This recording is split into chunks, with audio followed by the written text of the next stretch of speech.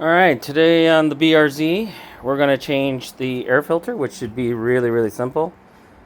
Uh, Here is Fram. You get that at Walmart, $94.82. But, you can get different brands. What I do find funny is this says Toyota. So, a little of the GR86 coming through. The only thing about the filter is that it's got two sides, and you got to figure out which one's which, and there's grooves on this side, and that basically goes on the outside, and then this side goes to the engine. All right, let's unhook this and this. All right, and that'll give you access. You pull up on it a little bit, just enough to get this guy out. Yeah, some allergens. All right, the groove side, again, it's facing out. The non-groove side is facing in. So that's it. So I'm going to try to do this with one hand. So look for the groove, right? There's the groove.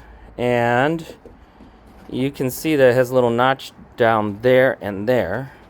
So, and that's down there, right there. You see those notches? And so anyway, this one will go in.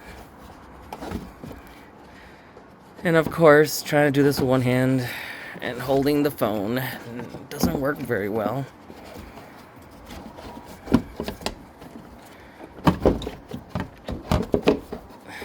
Yeah. Okay, I'm gonna put the phone down.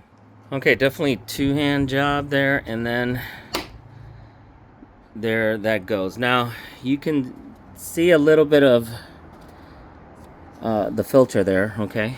And I believe that's normal because I'm seeing it all the way around. It is hooked up from the bottom. Oh yeah, I do feel it. So